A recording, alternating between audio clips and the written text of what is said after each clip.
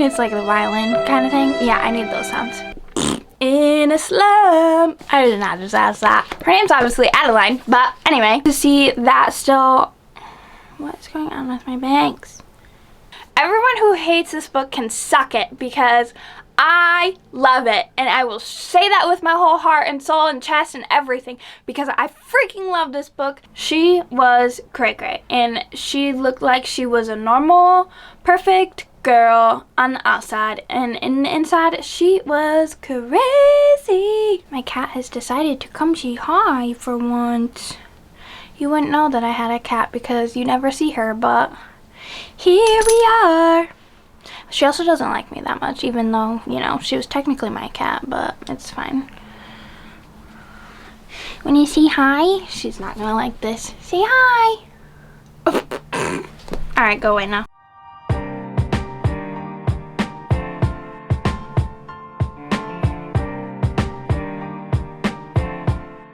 Hi, hello, and good afternoon.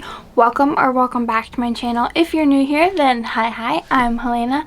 And yes, I got a haircut. I just had her touch up my layers, cut like an inch and a half off of the ends. And I had her redo my bangs because they were grown out and I just wanted them back, so we're back with bangs. Today is a sad video. As you know, if you've watched my videos in the past, kinda mentioned it, little snippets here and there, that I was in a major book slump. Yeah, so first step in the recovery process is to admit it. So yeah, here we are. I am in a book slump. I'm kind of starting to get out of it, but Onyx Storm's putting me right back into it.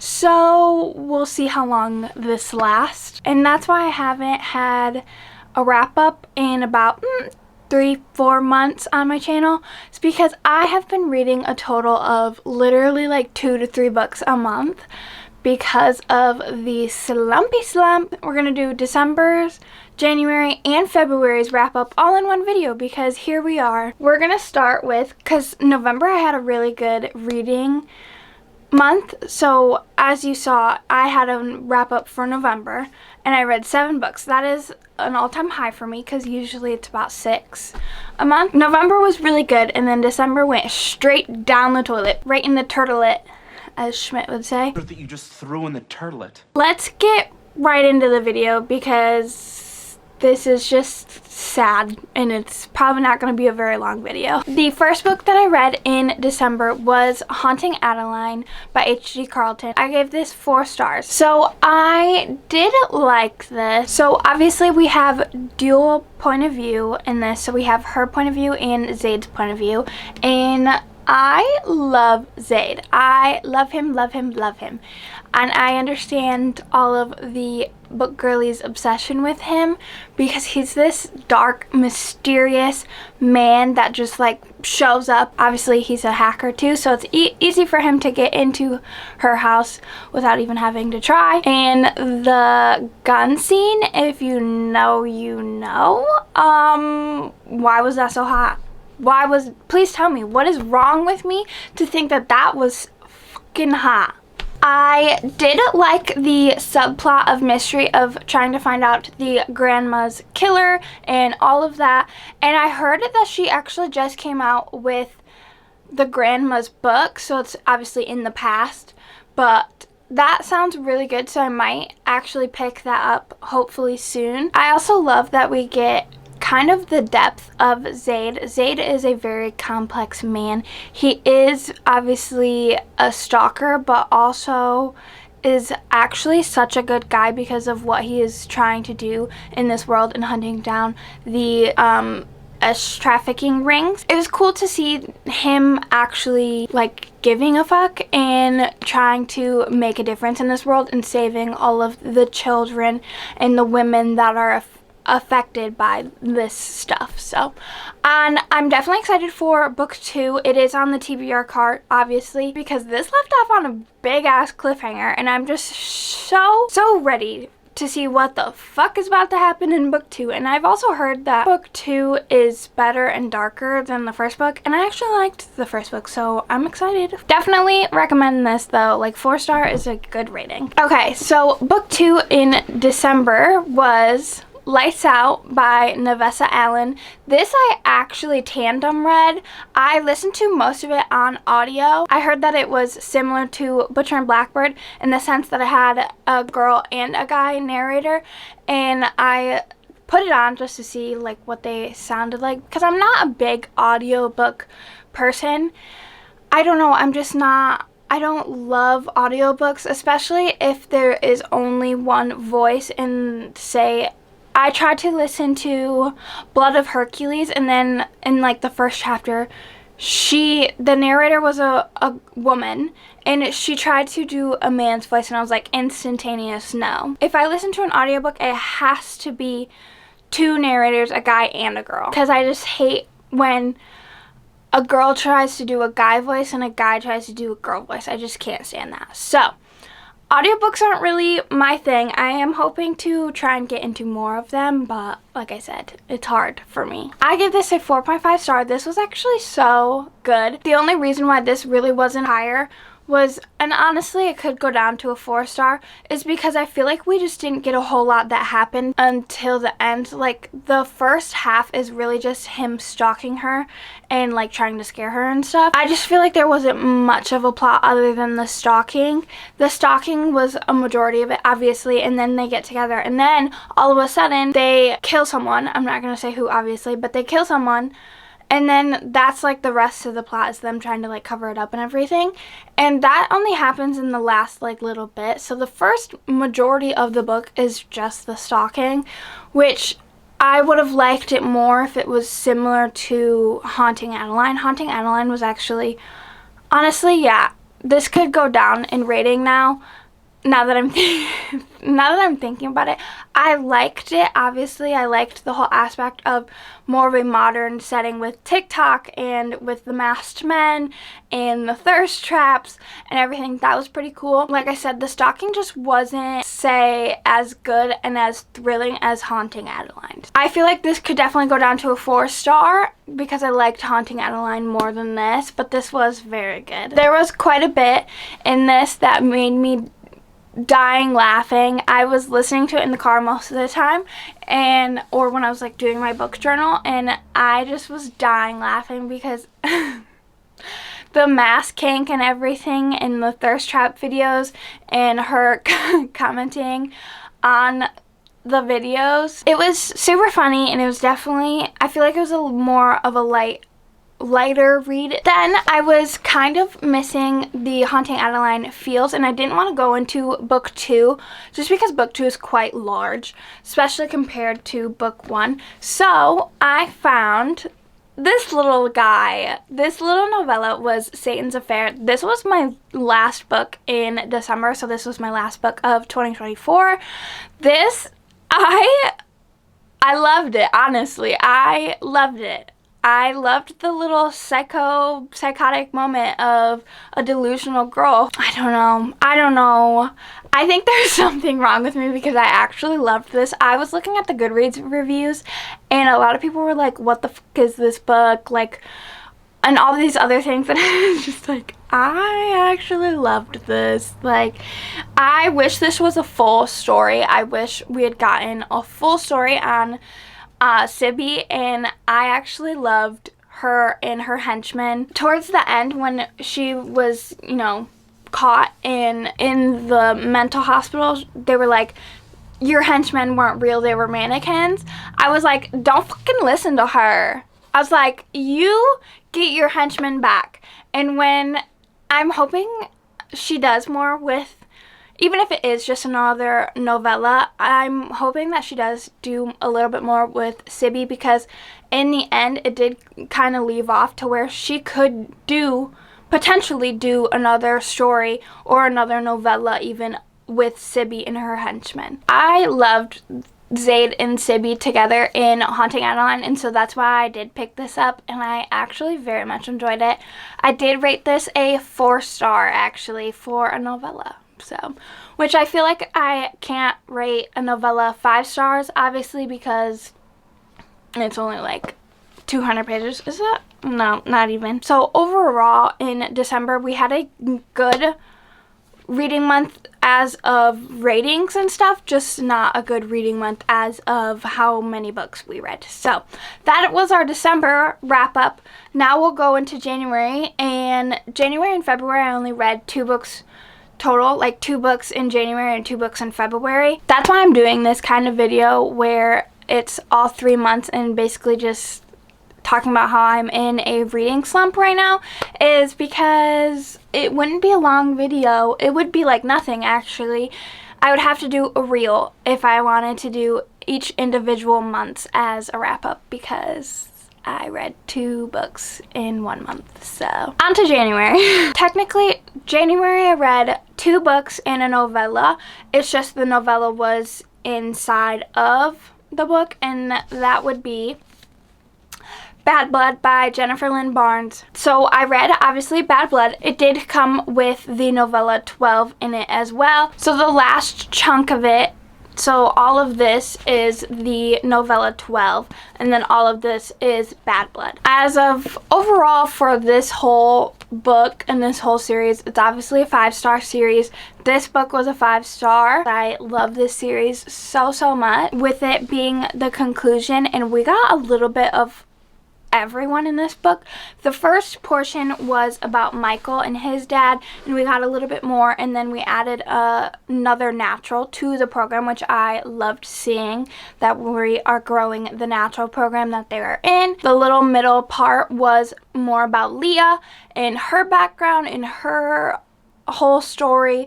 So we did get Michael and Leah, and then obviously the last chunk of it was Cassie in trying to wrap up her story and finding her mom and all of that. So it was a good wrap up, definitely, for the story. And then the novella was very good because it was cool to see Naturals and the kids grown up. A lot of the kids went through the FBI Academy, so it was really cool to see that and everything, and them still going to be in the FBI, obviously. It has very strong found family, especially in 12 as well.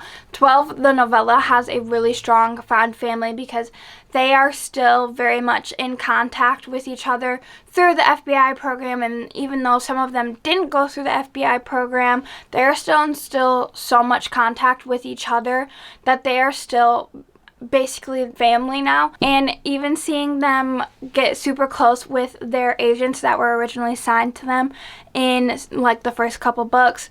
And yeah, 12 was just a perfect wrap up for this entire series. I loved that novella. It was, like I said, the perfect wrap up for the series, and seeing them still continue to hunt down more naturals and build the natural program. The last and final book of January, and this kind of explains Iron Flame.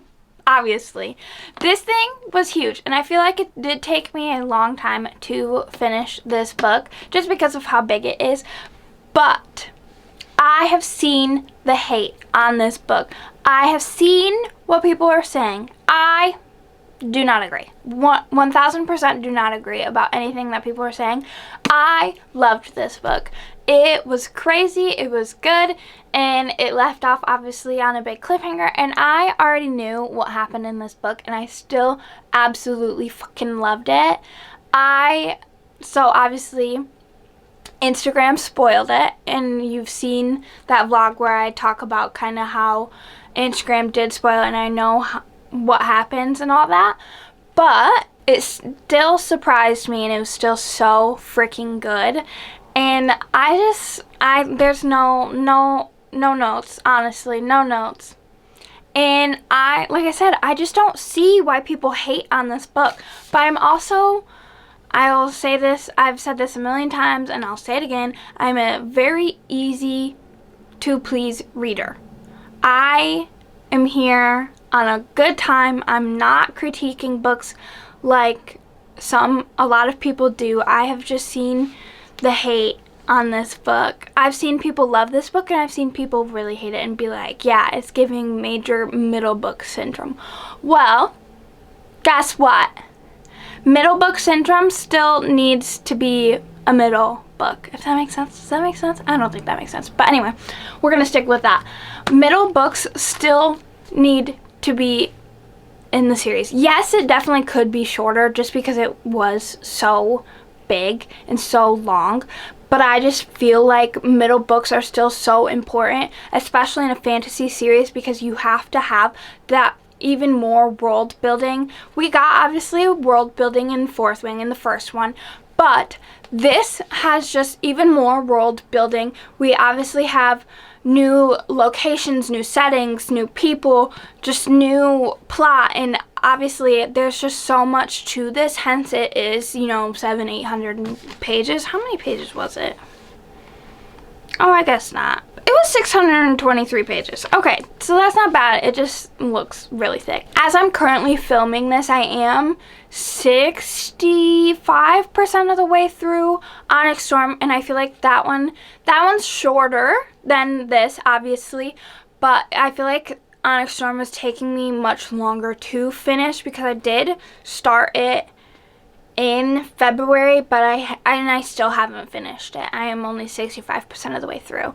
I'm still absolutely loving Onyx Storm, but I feel like it's just taking me 10 times longer to read, and I have seen that complaint amongst a lot of booktubers and just people in general that Onyx Storm did take longer to read, but I think it's just because there is even more world building in Onyx Storm than there was in this one and in Fourth Wing. Because this one, I just love that we are getting new locations, and same with Onyx Storm, we're getting new locations, new people, more shit happening, and it's just getting crazier and crazier, and that's a good fantasy series. That's how you know that it is actually an amazing fantasy series, because even though she has these thick books, she is still coming up with new ways to rip our hearts out, to, you know, do different plots and do different things with the characters, and still having character growth. Like, no one is perfect. I seen an interview with Rebecca that was saying Liam had to die because he had no growth left to do. He was absolutely perfect. He was a perfect man. He was a perfect character, and that's why he died, is because there was no, spoiler alert for Fourth Wing, sorry. That's why Liam had to die. It's because he was perfect and that there was no growth for him. And when she puts it like that, it makes sense. Yes, it's heartbreaking, and it literally still breaks my heart and rips my heart out every time I think about Liam.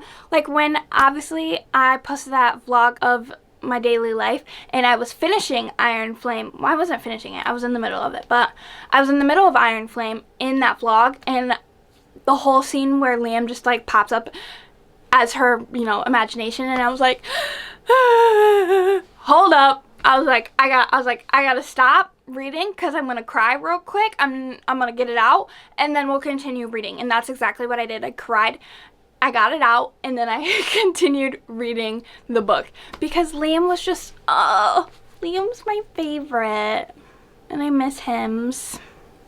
But anyway, on my long tangent of Iron Flame, that's all I'm gonna say, because what else can I possibly say? Because yeah, I just don't agree with half of the book community when they're saying that that is giving such middle book syndrome and that they didn't love it. I get it, it is completely different from Fourth Wing, and I see why people might not love that, but Fourth Wing was so fast paced that every chapter something was freaking happening with Violet, or with Xaden, or with stupid Jack Barlow, and, you know, her trying to get through threshing, and, you know, just surviving in general, and all the people trying to kill her. And in the second one, it is slightly different, but it's still so good. And yeah, it is just a completely different, it's still fast-paced. It is still very fast-paced. Things still were happening, but we got introduced to so many more things and so much more subplot and just, you know, little hints of here and there kind of thing. But yeah, so I'm done. We're done talking about Iron Flame. I've been talking about Iron Flame for what feels like 80 million years. And I will continue to talk about Iron Flame for 80 million years because it was just so freaking good, and I just don't understand the hate on that book. Anyway, let's move on. So, I finished that. So, the first technical book of February was No Place Left to Hide by Megan Lally. This was actually good. I liked this a lot more than That's Not My Name by her. I think I ended up giving this a 4-star. We're getting 2 different timelines. Basically, we're getting the past and basically leading up to what happened that changed everyone's lives. We're getting the present timeline of what's happening and her having to deal with what happened that changed everything and everyone's lives, and also the crazy person who is literally trying to kill them.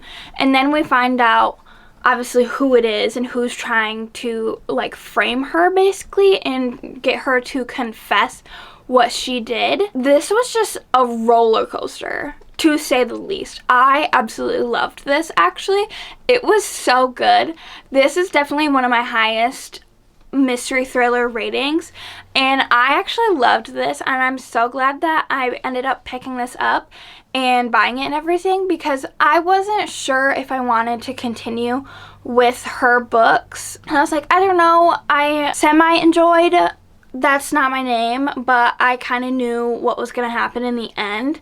And this, I did not guess what was going to happen in the end. This was actually so good. And seeing all that pressure of these kids trying to get into the Ivies is just insane. And then basically that how family also contributes to that stress and their reputation and just everything. The main girl that we follow, her parents had a big impact on everything that she did, like from her going to an Ivy League and trying to get into the same school that they went to. And so obviously they make some decisions and some things happen that are not great. I'm trying to talk about this without ruining and like spoiling it for you guys, because this is obviously such a short book and it all happens relatively fast. Like I said, we get the past and her leading up to the accident that changed everyone's lives, and then we have the present as well, trying to see who is trying to frame her and make her confess to what happened that summer. I was like on the edge of my seat for most of this book, because obviously we get the present where she's literally like leaves a party, and this is pretty early on in the book. She leaves a party with one of her friends and is literally getting aggressively tailed by a car, and she's obviously trying to outrun the car basically, and then she has no luck to get away from this car, and there's just no avail for her, and it's just so crazy to see. And like I said, I was on the edge of my seat this whole time, and then because I'm like, who is this? And obviously we all are like, who is trying to frame her and like set her up and tell her that she needs to confess on what she did, even though it was an accident according to the FBI and everything that turned up in the investigation of what happened that one summer. But it was still just such a shock factor of what actually truly happened and how both of these girls' lives changed basically for the worse because of what happened. Obviously one of them is dead, but yeah, it's just it was so good. And seeing what happens in the present when she tries to get away from these crazy people that are literally trying to tail her is, like I said, I was just on the edge of my seat the entire time. I was like, oh my god. And then finding out the plot twist at the end, Megan freaking Lally, you are a plot twist queen. That was kind of crazy. I was not expecting that to happen. I really was not expecting any of that. She was cray-cray. The last and final book that I am going to talk about was our last book of February, because like I said, I started Onyx Storm in February and still have not finished it. So I don't really think that we're out of the slump, but this next book that I'm going to talk about definitely got me close to getting out of the slump. Hence I started both Onyx Storm and Quicksilver, because this book just got me into the fantasy mood so much, and I'm so glad that I did read it. Did I really not rate this book on Goodreads? I didn't rate this book on Goodreads. So the last book that I'm going to talk about is The Ashes and the Star-Cursed King by Carissa Broadbent. I loved The Serpent and the Wings of Night. I'm pretty sure I gave that a 5-star. This is a very close second. I'm going to say a 4.5 to 4.75 because honestly this was so very good, and I loved seeing them having to rebuild and rebuild their relationship and rebuild their trust, especially from her. She has to learn to trust Rain again, and Rain is trying to prove himself and say, I am still the guy that you fell in love with in the first one. I am still the guy that you fell in love with in the trials. I am still that man. I just had to put on this face for the kingdom and for my people so that these people will show respect to me, and so that you will not die, and so that you will not get assassinated because they think that you're my enemy, even though I know and I would gladly give it up all for you. And I loved seeing that part of them, and I loved that this was definitely more political. I didn't know if I was going to like that it was more political than action like the first one, because the first one obviously was just jam-packed action because of the trials. And that's the thing with writers who do trials in the first book.